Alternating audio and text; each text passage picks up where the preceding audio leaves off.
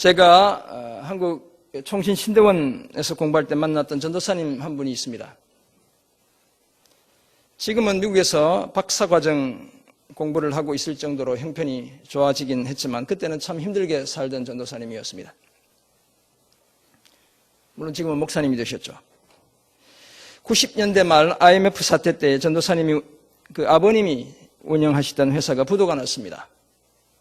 설상가상 친구분 보증을 서주셨는데 그 친구분 회사도 부도가 나버렸습니다. 집은 물론 심지어 차와 가구까지 다 넘겼지만 빚을 정리할 수 없었습니다. 채권자들이 몰려와 그 집에 있던 값나가는 물건은 다 가져가 버렸습니다. 온 식구들이 카드 빚까지 지게 되었고 전도사님 아버님은 빚독촉을 피해 산속에 있는 기도원 이곳저곳으로 도망 다니셔야 했습니다. 그러던 어느 날 어린 여동생도 어머니 오빠와 함께 살던 좁은 그 단칸방에서 집을 나가버렸습니다. 2002년 신대원에서 이 전도사님을 처음 만났을 때 그때 여전히 이분의 아버님은 채권자들을 피해 도망을 다니고 계셨습니다. 그 전도사님에게도 카드 대금을 추심하는 회사로부터 수시로 전화가 걸려오곤 했습니다. 그러던 어느 날 여동생은 임신을 한 채 집으로 돌아오게 되었습니다. 우리 대부분은 살아가면서 누군가의 보증이 필요하거나 아니면 다른 사람의 재정적 필요에 보증을 서주도록 요청을 받을 가능성이 있습니다. 그리고 우리 중에는 이미 보증을 잘못 써서 크게 고통을 당한 분들도 계시고 아직도 그 고통의 터널을 지나고 계신 분들도 있습니다.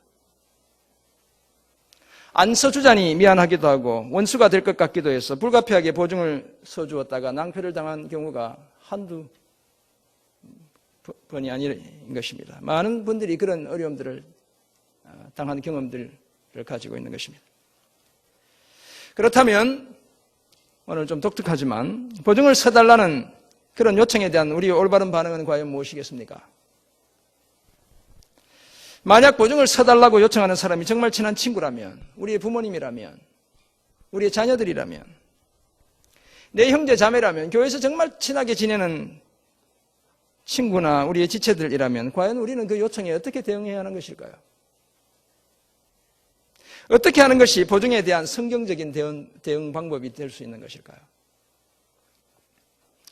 앞에서 함께 봉독한 오늘 본문 잠언 22장 26절, 27절 등을 통해 우리는 그 성경적인 답을 오늘 찾아가 보려고 합니다. 그리고 그것은 다름 아니라 보증을 서도록 요청받을 때 지혜로워야 한다는 것입니다. 저는 보증을 서라 말라 이런 말씀을 드릴 수가 없습니다. 보증을 서도록 요청받았을 때 지혜로워야 한다는 것입니다. 보증을 서고 안 서고는 저와 여러분 각자가 책임지고 결정해야 할 문제인 것입니다. 그러나 분명한 것은 보증이라는 문제 앞에서 우리는 한없이 어떻게 해야 된다고요? 지혜로워야 한다는 것입니다. 이 사실을 잊지 않아야 합니다. 오늘 본문 잠언 22장 26절 27절을 제가 히브리어의 의미를 살려 재번역본으로 한번 번역해서 읽어드리도록 해보겠습니다. 너는 담보를 제공하겠다는 것에 대한 동의의 표시로 손뼉을 치지 말고 또한 남의 빚에 보증을 서는 사람이 되지 말라. 만약 너에게 그것을 갚을 만한 것이 아무것도 없다면 내가 지금 누운 침대까지 다 빼앗기지 않겠느냐. 이와 같은 잠언의 말씀을 중심으로 오늘 우리는 보증과 관련해서 성경은 무엇을 말씀하고 있는지 다음과 같은 순서대로 함께 살펴보겠습니다. 오늘은 이전과는 또 다른 순서로 한번 말씀을 나눠보겠습니다. 먼저 본문이 기록된 그 시대적 관점에서 보증에 대해 무엇이라 말씀하는지 생각해 보겠습니다. 그때에는 뭐라고 말씀하시는지, 영어로 얘기하면 then이라는 뜻입니다. 둘째, 보증 서는 것에 대한 변치 않는 성경적 진리는 어떤 것인지 살펴보겠습니다. 이것은 항상, 영어로 이야기하면 always라고 이야기할 수 있습니다. 항상 통용되는 진리는 무엇인지, 신학적인 보증에 대한 성경적 견해는 무엇인지 한번 생각해 보겠습니다. 그리고 끝으로 지금 당장 우리가 보증을 서도록 요청을 받았을 때 어떻게 행동해야 하는지 함께 고민해 보겠습니다. Now, 우리가 실제적으로 지금 어떻게 해야 하는지. 그래서 그때 그리고 항상 지금이라는 이런 세 가지 큰 흐름을 가지고 함께 말씀을 생각해 보겠습니다. 먼저 잠언이 기록된 그 시대적 관점에서 보증에 대해 무엇을 말씀하고 있는지 한번 생각해 보기를 원합니다. 잠언 22장 26절을 오늘 우리가 가진 성경을 따라 다시 한번 제가 봉독하면 너는 사람과 더불어 손을 잡지 말며 남의 빚에 뭘 하지 말라고요? 보증을 서지 말라. 단도직입적으로 보증 서지 말라는 것입니다. 잠언 17장 18절은 또 이렇게 말씀합니다. 지혜 없는 자는 남의 손을 잡고, 손을 잡는다는 것은 똑같이 반복되고 있죠. 그의 이웃 앞에서 보증이 되느니라. 남의 손을 잡고 그 이웃 앞에서 보증을 서는 자는 어떤 자라고요? 지혜 없는 자라는 것입니다. 또 다른 말로 하면 어떤 자요? 미련한 자라는 것입니다. 잠언 11장 15절은 이렇게 말씀합니다. 타인을 위하여 보증이 되는 자는 손해를 당하여도 보증이 되기를 싫어하는 자는 평안하니라. 보증은 우리 삶의 평화를 다 빼앗아간다는 것입니다. 한편 잠언 20장 16절과 27장 13절은 똑같은 내용이 그곳에 따로 기록되어져 있습니다. 타인을 위하여 보증 선자의 옷을 취하라. 외인들을 위하여 보증 선자는 그의 몸을 볼모 잡을지니라 라고 말씀합니다.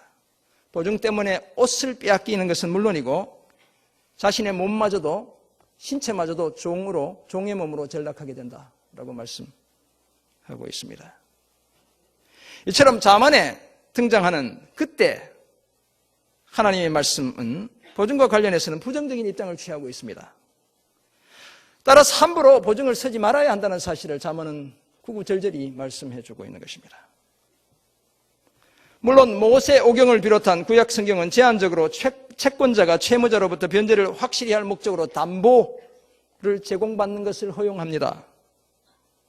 출애굽기 22장 26절 보면 이렇게 기록되어 있어요. 내가 만일 이웃의 옷을 전당 잡거든, 이웃의 옷을 자기가 지금 갖고 있는다는 것이죠. 해가 지기 전에 그에게 돌려보낼지라. 그렇다면 율법이 뭘 허용한다고요? 돈을 빌려주고 남의 옷을 붙잡고 있는 것을 허용하고 있다는 것입니다. 그것 자체가 불법이라고 성경은 말씀하고 있지 않습니다. 신명기 24장 10절, 13절, 17절도 비슷한 내용이 기록되어 있습니다. 한편 느헤미야 5장 3절은 재미있는 내용이 기록되어 있습니다. 어떤 사람은 말하기를 우리가 밭과 포도원과 집이라도 저당 잡히고 이 흉년의 곡식을 얻자 하고 이렇게 되어 있습니다. 밭과 집, 포도원을 저당 잡히는 것, 이것이 성경이 죽어도 안 돼라고 말하는 것이 아니라는 것입니다. 그런 것이 허용되고 있다는 것이죠. 그러나 잠언은, 지혜자가 기록한 잠언은 이 잠언이라는 성경을 이 범위를 제한해서 살펴보면 한결같이 담보를 제공하거나 보증을 서는 것을 반대하고 있습니다. 오늘 본문 26절의 첫 부분의 한글 성경은 이렇게 이야기하죠. 너는 사람과 더불어 손을 잡지 말며, 손을 잡는 게 도대체 뭐야? 악수하는 거야 뭐야? 이렇게 생각할 수 있습니다. 여기서 손을 잡는다는 것은 약속에 대한 확정으로 자기의 손뼉을 치는 것, 바로 그것을 의미합니다. 잠에서 깨셨죠? 네. 증인 앞에서 이렇게 손뼉을 치면 내가 확실히 그 약속을 지키겠다는 약속의 표시였습니다. 이스라엘의 역사 중 지혜의 왕 솔로몬의 통치 시대는 경제적인 풍요가 절정을 달리던 시기였습니다. 솔로몬이 잠언을 제일 많이 기록했죠. 그 시기에 보증을 서는 것과 관련해서 두 부류의 사람이 있었을 것이다라고 생각해 볼 수 있습니다. 아마도 더 많은 재산상의 이익을 얻기 위해 의도적으로 금전과 관련된 담보나 보증을 제공하는 사람들이 있었을 것입니다. 전당포업 하는 분들. 그래서 돈을 더 벌려고 빌려주는 것이죠. 또 은행도 마찬가지고. 반면 지혜롭지 못한 사람들은 성급한 자신의 마음과 부주의한 허영심을 조차 무분별하게 다른 사람의 재정적인 필요에 보증을 서주기도 했을 것입니다. 나는 이만한 능력이 돼 이러면서 이렇게 보증을 서주는 그런 사람도 있다는 것입니다. 이런 관행 속에서 지혜자는 왜 보증을 아예 서지 말라고 말하는지 그 이유를 27절에서 설명해 주고 있습니다. 뭐라고 말씀합니까? 만일 갚을 것이 내게 없으면 내 누운 침상도 빼앗길 것이라 내가 어찌 그리 하겠느냐. 보증을 서게 되었을 때 초래하게 될 불행한 결과를 생생한 그림으로 보여주고 있습니다. 만약 보증을 선 사람이 피보증인이 돈을 갚을 능력이 없어 자신이 대신 갚아줘야 할 때 자기 돈이 충분하지 않으면 뭘 빼앗긴다고요? 침대를 빼앗긴다는 것입니다. 침대를. 여기서 침대는 보증을 서준 사람에게 남아있는 최후의 값 나가는 것을 의미합니다. 몸을 기대해야 하는 마지막으로 남아있는 값진 것을 의미합니다. 심지어 거기에 누워 자고 있어도 채권자들이 달려와서 그것을 가져가 버리기 때문에 보증을 서지 말라고 오늘 잠언의 말씀은 우리에게 이야기하고 있는 것입니다. 만약에 사태가 벌어졌을 때 보증금을 다 감당할 능력도 없으면서 함부로 보증을 서는 어리석음을 범하지 말라는 것입니다. 오늘 여기 오신 분들은 앞으로 능력도 안 되면서 보증 서는 이런 짓 하지 않아야 합니다. 매몰차더라도 잠언이 이야기하고 있는 성경적 진리, 것입니다. 그렇다면 어떤 경우에도 보증을 함부로 서지 않는 것, 이것이 그 시대적 관점에서, 오늘 잠언의 지혜자의 관점에서 우리에게 전해주고 있는 내용의 요지라고 말씀드릴 수 있습니다. 보증을 서지 않는 것. 그러므로 우리가 함부로 보증을 선다면 그것은 지혜자의 관점에서 보면 지혜 없는 행동, 미련한 행동에 해당하는 것입니다. 그렇다면 항상 적용되는 성경적 원리는 무엇일까요? 이제 그때 잠언의 관점에서, 잠언이 기록된 그 시대적 관점에서 우리가 이해했다면, 그렇다면 성경은 보증과 관련해서 시대를 뛰어넘는 그 어떤 진리를 저와 여러분에게 가르쳐주고 있는 것일까요? 그것은 다름 아니라 지혜롭지 못한 보증이 하나님께서 우리에게 주신 모든 재산상의 축복을 순식간에 날려버릴 수 있다는 사실을 가르쳐주고 있습니다. 보증을 서지 말라, 이런 서라는 문제가 아니라 하나님이 우리에게 주신 작은 축복을 다 날려버릴 수 있다는, 우리가 지혜롭지 못하다면 바로 그 사실을 가르쳐주고 있습니다. 잠언 6장 1절에서 5절도 보증과 관련된 내용입니다. 내 아들아, 내가 만일 이웃을 위하여 담보하며 타인을 위하여 보증하였으면, 아버지가 아들에게 말하고 있는 것이죠. 내 입의 말로 내가 얽혔으며 내 입의 말로 인하여 잡히게 되었느니라. 내 아들아, 내가 내 이웃의 손에 빠졌은즉 이같이 하라. 너는 곧 가서 겸손히 내 이웃에게 간구하여 스스로 구원하되, 보증에서 벗어나도록 빨리 가서 이야기하라는 것입니다. 내 눈을 잠들게 하지 말며 내 눈꺼풀을 감기게 하지 말고, 노루가 사냥꾼의 손에서 벗어나는 것 같이, 새가 그물 치는 자의 손에서 벗어나는 것 같이 스스로 구원하라. 어서 빨리 그 보증에서 벗어나라고 이야기하는 것입니다. 아버지가 아들에게. 오늘 제가 봉독해드린 잠언 6장 1절에서 5절의 내용에 따르면 보증을 섰다는 것은 미끼를 덥석 물다가 덫에 갇힌 어리석은 짐승이나 새의 상태와 같다는 것입니다. 그러므로 한순간에 실수로 보증을 섰더라도 지체하지 말고 그 보증에서 벗어나야 할 것을 말씀해주고 있습니다. 그러지 않고 계속 보증 상태를 유지하는 것은 사냥꾼의 손에 빠져든 노루 같고 그물 치는 사람의 손에 갇힌 새와도 같다라고 말씀합니다. 그 운명이 무엇입니까? 불을 보듯 뻔한데 사냥꾼의 먹잇감이 되고 마는 것입니다.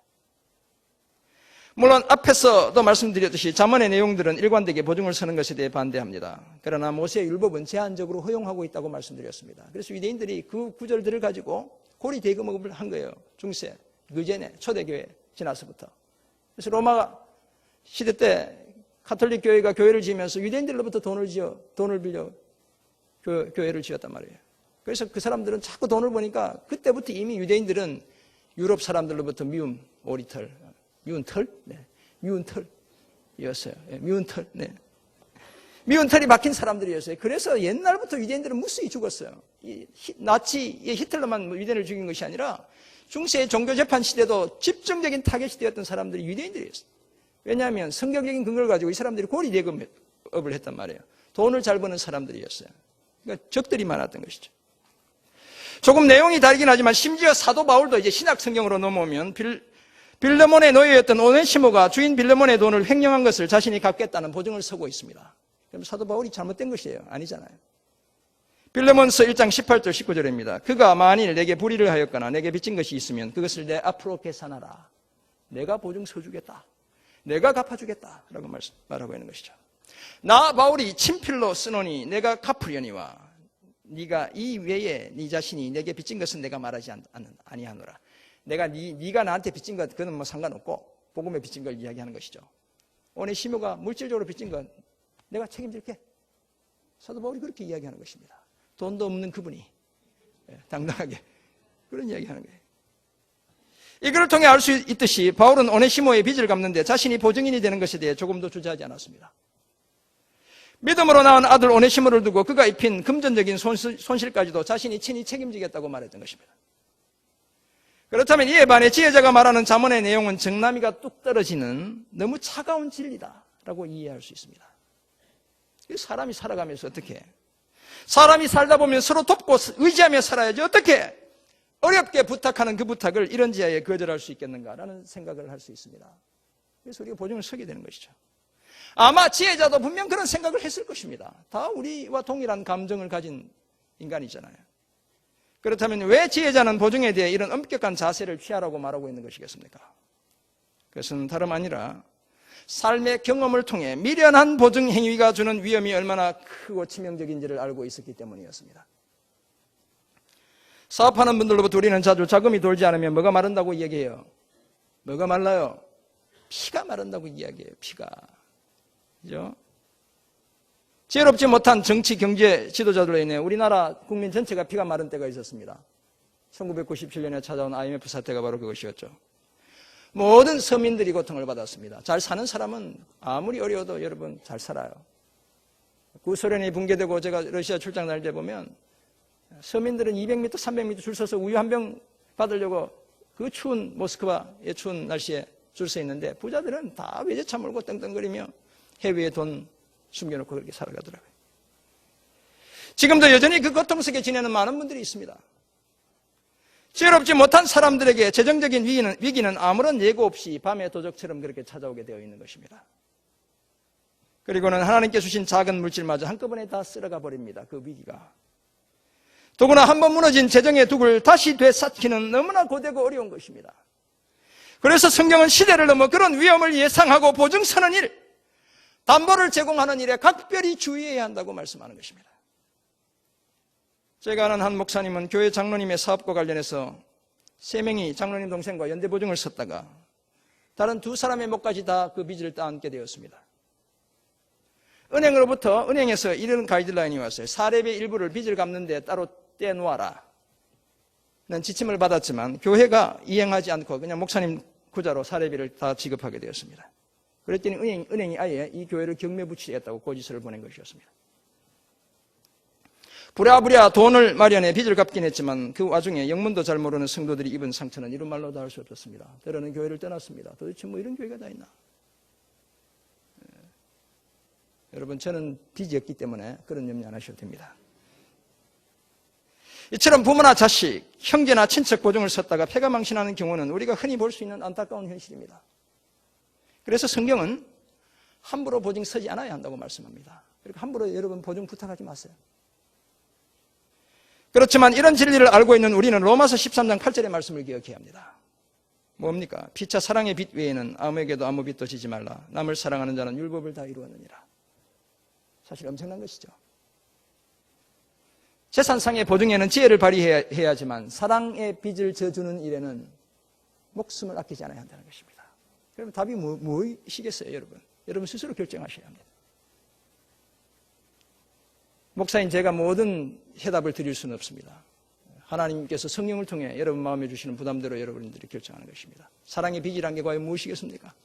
때로는 보증을 쓸 수도 있는 것, 이것이 사랑의 빚일 수도 있는 것입니다. 그렇다면 지금 실제로 보증이나 담보를 제공하도록 부탁받았을 때 우리는 과연 어떻게 해야 할까요? 제가 오늘 3가지를 말씀드리려고 합니다. 우리가 어떻게 해야 하는지. 보증을 서주도록 부탁을 받았을 때 무조건 안 된다고 하면 되지만 마음 약한 우리는 그러기가 쉽지 않습니다. 그죠? 성경에도 보증 서지 말라고 그랬다며 잠언의 본문을 들춰내고 몇 번을 마음을 다잡아도 그 마음이 여전히 편치 않습니다.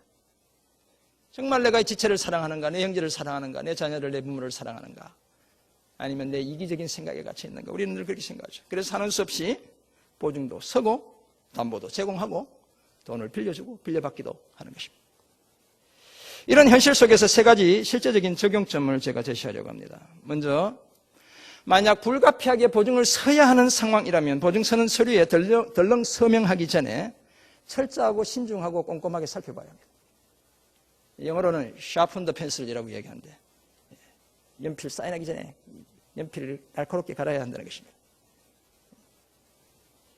우리의 연필 끝을 예리하게 갈고 보증의 내용들을 잘 숙지한 다음 서명해야 합니다.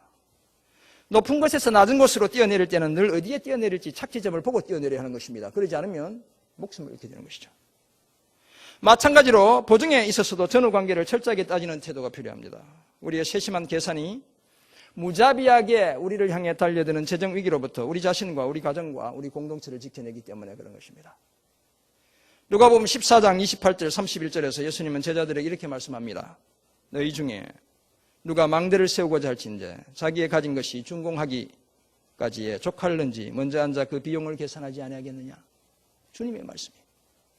31절 또 어떤 임금이 다른 임금과 싸우러 갈 때에 먼저 앉아 1만 명으로서 저 2만 명을 거느리고 오는 자를 대적할 수 있을까 헤아리지 아니하겠느냐. 물론 이 본문은 큰 비용을 지불해야 하는 제자의 삶, 그 제자도를 예수님이 가르쳐주는 본문에 해당합니다. 제자의 길은 이렇게 험하고 힘들다는 거예요. 그렇지만 우리는 이 본문을 보증을 쓰거나 담보를 제공하는 일에도 적용해 볼 수는 있습니다. 사전에 충분한 검토는 제자의 길에서와 마찬가지로 보증을 쓸 때 꼭 선행되어야 하는 필요 조건이기 때문에 그렇습니다. 우리는 모두 내가 가진 작은 재산도 청지기적 소명을 가지고 소중하게 사용해야 합니다. 그렇다면 보증서는 일에 앞서 우리의 연필을 예리하게 깎는 그 일을 결코 게을리하지 않아야 하는 것입니다. 그래야 분수 이상의 보증을 함부로 덥석 써주는 그런 일을 미연에 방지해낼 수 있습니다. 보증 앞에서 적어도 이 정도의 신중함을 보일 수는 있어야 하는 것입니다. 그래야 나도 지키고 내 가정도 지키고 내 부모도 내 형제 자매도 우리 교회도 지켜낼 수 있는 것입니다. 두 번째 적용점. 아무것도 기대하지 않고 그저 줄 수 있어야 합니다. 보증 쓰지 말라 이렇게 지혜롭게 하라고 하는 게 너무 편하셨죠? 그게 아니고 두 번째는 어떻게 해야 된다고요? 그저 줄 수 있어야 한다는 것입니다. 물론 그렇다고 해서 하나님께서 각 개인과 가정에 주신 모든 것을 남들과 다 나누어야 한다 이런 말씀은 아닙니다. 제가 여러 번 말씀드리지만 만약 저에게 오늘 밤에 찾아오셔서 목사님 이번 달 사례비를 가난한 이웃을 위해 다 내어줄 수 있겠습니까? 이렇게 얘기하면 제가 엄청 망설일 거예요. 나도 먹고 살아야 되는데 나도 딸린 식구가 있는데 아마 저는 일단 그렇게 못한다고 말씀드릴 것 같아요. 이전에도 말씀드렸지만 저는 제가 가진 모든 것을 다 누군가를 위해 쓸 수 있는 그런 철저하게 이타적인 그런 그릇이 못 됩니다. 의지를 가지고 가능하면 많은 헌금을 하나님께 드리고 싶고 이웃을 돌보는 일에 사용하려고 노력은 하지만 지금 당장 저는 속옷을 달라는 사람에게 저에게 소중한 겉옷을 벗어줄 수 있는 그런 인물은 못 됩니다. 그래서 여러분들이 실망하신다면 제가 감당해낼 수 없습니다. 저는 그 정도의 사람이에요. 그러므로 이런 위인인 제가 드리는 말씀은 우리의 모든 것을 지금 당장 다 나눠야 한다는 그런 말씀이 아닙니다. 그래서 좀 편안하게 생각하셔도 된다는 것입니다. 오늘 우리의 호주머니에 얼마간의 지폐가 있다면 그것이 당장 필요한 우리의 이웃과 그것을 당장 필요한 우리의 이웃과 나누는 삶 정도는 살아낼 수 있어야 한다는 것입니다. 그죠? 우리 교회 카페에서 공짜 쿠폰이 아니고 돈을 내면 쿠폰을 발행해줘요. 그러면 5만 원 내면 50장이죠. 50장이면 여러 사람을 섬길 수 있어요. 그래서 그 정도는 우리가 할 수 있어야 한다는 것입니다. 보는 사람 커피 한잔 하세요. 수고하니까 카페에 가서 그런 거 할 수 있다는 것이죠. 여분의 옷이 있고 그 옷이 필요한 사람이 있으면 그 사람에게 내가 가진 옷을 나누어 주는 정도는 해야 한다는 것입니다. 저희 아내가 미국에 있을 때 미국 간호사 자격증을 따기까지는 실로 험난한 과정을 거쳐야 했습니다. 제가 설교를 준비하면서 다시 한번 그 과정을 생각해 보면서 참 미안하다 이런 생각을 했습니다. 그 과정 중에 하나가 우리나라 주민등록번호와 같은 이 소셜 이렇게 발음해야 된다고. 저희 아내가 설교 모니터링을 너무 많이 해서 제가 똑바로 발음만 하면 욕하고 이렇게. 아무튼 우리나라 주민등록증과 같은 그 민증번호를 받아야 돼요. 그것이 있어야 국가가 주는 간호사 자격증 과정을 공부를 할 수 있고 자격증 시험에 응시를 할 수 있고 자격증을 받을 수 있어요. 그리고 그것을 얻는 길은 저희 아내도 F1이라는 그 유학생 신분이었기 때문에 저 따라갔다가 합법적으로 학교에서 일을 하는 것 외에는 방법이 없습니다. 학교를 다니며 학생 신분으로 살 수 있는 일 중에 하나가 학교에서 아르바이트를 하는 것입니다. 근데 저희 아내가 다니던 학교가 존 F 케네디 암살 사건 현장에서 아주 가까운 걸어서 한 200-300m밖에 안 떨어진 엘센트로라는 학교, 칼리지였습니다. 달라스 시내 한가운데 우범자들이 많은 그 지역에 위치한 그런 학교였어요. 처음 다니던 학교, 집에서 가까운 학교였지만 그곳에서는 일을 구할 수 없어 불가피하게 멀리 떨어져 있는 그 학교로 저희 집에서 25마일 거리라면 얼마 될까요? 30km, 한 40km 이상 떨어진 곳에 그렇게 다녀야 했습니다. 그리고 그곳에서 마침 학생들을 가르치는 아르바이트를 구하게 되었습니다. 그것도 불어 전공이라고 불어 잘 가르친다고 갔는데 사실은 불어 안 가르치고 수학도 가르치고 과학도 가르치고 이렇게 했는데 당연히 이민성에 이 민증 번호를 신청해서 받게 되었습니다. 그래서 공부를 계속 진행할 수 있었어요. 그런데 하루는 아내가 저에게 이렇게 말하는 것이었습니다. 여보, 이렇게 아르바이트에서 받은 첫 월급 꼭 필요한 누군가에게 주고 싶어요. 이렇게 이야기하는 거예요. 그때는 제가 개척을 준비하며 미국 교회 6곳을 2달씩 이렇게 나누어서 탐방하고 있던 그런 때였습니다. 저는 속으로 이렇게 생각했죠. 우리 식구 4명이 다 학생이고 아들, 딸, 아내, 저까지 다 공부하는 학생이고 가진 돈은 점점 더 줄어드는데 무슨 허영에 들떠서 그러냐. 우리가 써야지. 이렇게 말하고 싶었지만 제가 목사니까 차마 그러지 못하고 그렇게 하자고 말했습니다. 그런데 마침 제가 다니던 달라스 신학교에서 같이 공부하던 친구 중에 아프리카에서 온 조셉이라는 친구가 있었습니다. 이 친구가 돈이 없어서 혼자 와서 공부하고 있었어요. 그래서 그때 여름에 자기 가족들을 데리러 아프리카로 가고 싶은데 차비가 없다는 거예요. 그래서 저희 아내가 쓰고 싶다는 그 말이 생각나서 내가 저희 아내한테 말했습니다. 주자고. 그랬더니 저희 아내가 흔쾌히 그렇게 하라고. 저희 아내가 받았던 그 첫 월급 전부를 그 친구에게 전달해 주었습니다. 아내 자랑하는 바보 같은 남편이죠. 제가 늘 우리 아내 구박하지만 이렇게 자랑 한번 해야 되지 않겠습니까? 근데 이런 관심과 배려가 필요하다는 것입니다. 제가 저희 아내 앞에서는 늘 작아져요. 손이 얼마나 큰지 제가 상상 못할 만큼 손이 커요. 보증을 서주는 것은 어렵더라도 우리 주변 사람들의 재정적인 절박함을 결코 외면하지 않는 저와 여러분이 되어야 합니다. 있어도 없는 척하는 그런 사람들 말고 정말로 긴급하게 작은 것을 필요로 하는 사람들을 향해 마음의 문을 닫지 않는, 지갑을 닫지 않는 그런 저와 여러분이 되어야 합니다. 보증이나 담보 정도가 아니라 아무것도 바라지 않고 그들을 도와줄 때 하나님이 우리와 우리 자녀들에게 이 땅에서는 1000배로 갚아주실 것입니다. 그리고 영원히 썩지 않는 하늘 상급으로 갚아주실 것입니다. 적용점 세 번째, 영적으로는 기꺼이 다른 사람의 보증을 서줄 수 있어야 합니다. 현실적으로 우리는 아무리 돈이 많아도 결코 우리의 이웃의 모든 재정적인 필요를 다 채워줄 수 없습니다. 우리가 이걸 인정하는 게 필요해요. 세계 최고의 갑부가 누굽니까? 빌 게이츠죠. 자기가 가진 모든 재산을 다 사회에 환원해도 이 세상에서의 가난과 질병을 다 물리치지 못합니다. 수백 조를 들여도 다 물리치지 못하는 것이에요. 성경도 그런 정도의 재정 보증이나 담보나 기부를 요구하고 있지 않습니다. 그렇게 이 세상의 문제가 해결된다고 성경이 어리석게 말하고 있지 않죠. 주님이 오셔야 해결되는 겁니다. 우리는 주님의 그 말씀을 따라 아름답게 살아가는 삶을 연습하는 것이죠. 그러나 우리는 예수님을 기억해야 합니다.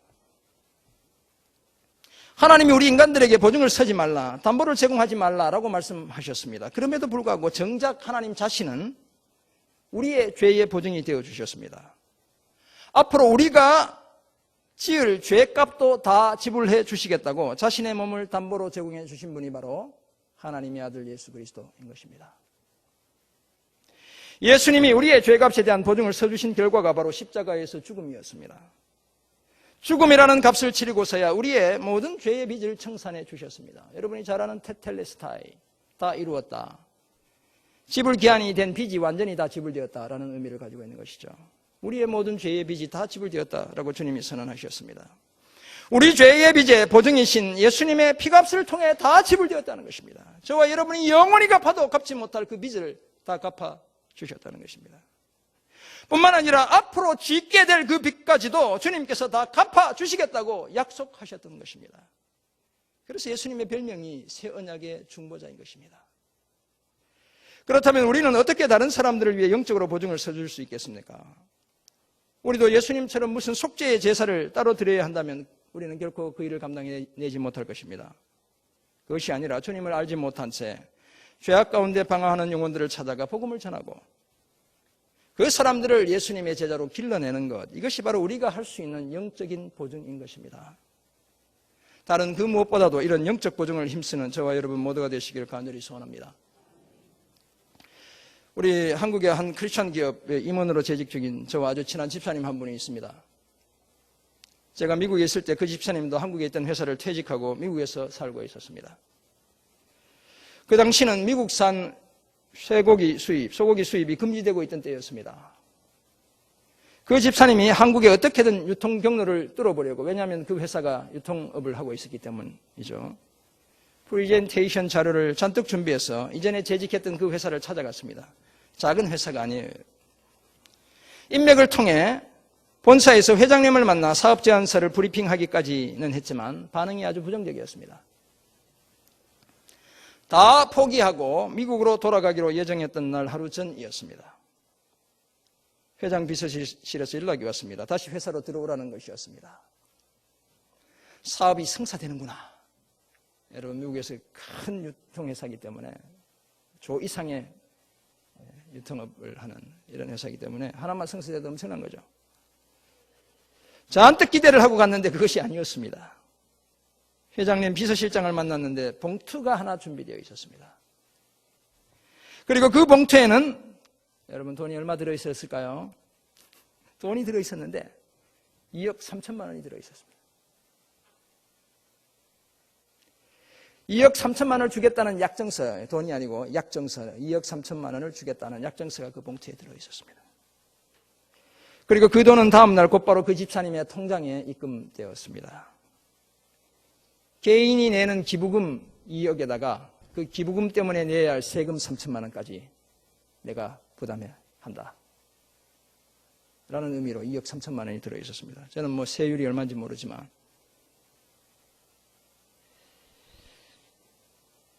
솔직히 말해서 처음 그 이야기를 들었을 때 저는 상당히 부러웠습니다. 마치 산에서 삼을 캔 것입니다. 그죠? 노다지를 캐는 것이었습니다. 그런 행운을 얻은 것에 대한 부러움이었습니다. 얼마나 직장 생활을 잘했으면 회장님이 개인 주머니에서 2억 3천만 원. 뭐 저에게 그렇게 주실 분이 제가 다니던 회사에는 없거든요. 골프채를 주시고 뭐 골프 가방을 주신 분은 있어도 그렇게 2억 3천만 원을 주실 분은 없어요. 그러나 얼마 지나지 않아 저는 회장님이라는 분의 지혜에 감탄하기 시작했습니다. 불확실성이 많고 특혜의 시비가 있을 수 있는 사업에 대한 보증을 서주지 않고 아무런 대가를 바라지 않고 그냥 자기의 주머니에서 여윳돈을 필요한 그 사람에게 주는 그 지혜를 생각했습니다. 그 봉투에는 빌려주는 것이 아니고 내가 주는 것이니까 갚을 필요가 없다라는 쪽지까지 들어 있었습니다. 이런 분이었기에 그 약정서 같은 봉투에 바로 그런 내용까지 담아 두었던 것입니다. 비록 사업권을 주진 않았지만 자기 부하로 일했던 그 집사님의 어려움을 외면하지 않는 지혜롭고 넉넉한 마음이 그 속에 함께 들어있었습니다. 요즘 같으면 김영란법으로 잡혀갈지도 몰라. 네. 그로부터 몇 년이 더 지나 그 집사님은 한국으로 다시 돌아오셨고 다시 그 회사에 들어갔습니다. 이 회사, 작은 회사의 대표였는데 다 딱 계급장 다 떼고 부장으로.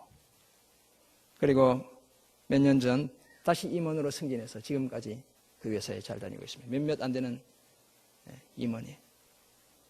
사랑하는 성도 여러분, 나도 돈이 많으면 그렇게 할 수 있다고 생각하시겠지만 지금 돈이 없을 때부터 연습하지 않으면 아무리 돈이 많아도 죽었다 깨어나도 그런 삶을 살 수 없습니다, 여러분. 지금 없을 때 주머니를 비우는 연습하지 않으면 돈이 아무리 많아도 그 주머니를 비우는 삶을 살아내지 못하는 것입니다. 지금부터 우리가 가진 작은 것으로 우리의 이웃의 필요를 채워나갈 때 하나님께서 우리에게 더 큰 것으로 갚아주시게 되는 것입니다. 그리고 그때 우리는 더 크게 우리의 이웃을 돌보는 그 은혜의 자리에 서게 되는 것입니다. 사랑하는 성도 여러분, 오늘 누군가로부터 보증을 서달라는 부탁을 받았다면 언제나 침착하고 냉정하게 지혜롭게 대처해야 합니다. 그것이 바로 성경이 말하는 지혜로운 태도라는 사실을 먼저 기억해야 합니다. 그리고 내가 할 수 있다면 내가 가진 것을 아낌없이 나눌 수 있어야 합니다. 그것이 또한 우리를 향한 하나님의 요청이라는 사실을 기억해야 합니다. 뿐만 아니라 영적으로 다른 사람들의 보증이 되는 일을 주저하지 않아야 합니다. 여러분, 홈커밍 행복 나눔 축제, 정말 여러분이 영적인 보증인이 되기 원한다면 참여해야 하는 것입니다. 기도해야 합니다. 주님을 만났다가 떠난 안타까운 영혼들을 가슴에 품어야 하는 것입니다. 그것이 영적으로 보증 서는 일이라는 사실을 우리가 잊지 않아야 합니다. 뿐만 아니라 우리 이웃의 삶을 복되고 윤택하게 하며 하늘 곳간에 영원히 썩지 않는 상급을 받는 그 비결이 우리가 영적으로 보증 서는 일이라는 사실을 기억해야 합니다. 바로 이런 삶을 소망하며 보증 서는 일에 주의를 발휘하고 영적으로 보증 서는 이 일을 더 힘쓰는 저와 여러분 모두가 되시기를 주님의 이름으로 축원합니다. 아멘. 기도하겠습니다. 하나님 아버지, 오늘 우리에게 주신 귀한 말씀을 기억합니다. 우리 삶의 지혜를 발휘하게 하시되 우리가 가진 작은 것으로 우리 이웃과 나누는 삶을 살게 도와주시고 영적으로는 언제나 보증 서는 그 일을 아름답게 감당하는 하나님의 사람들 다 되게 도와 주옵소서. 감사드리며 살아계신 예수 그리스도의 이름으로 기도드립니다. 아멘.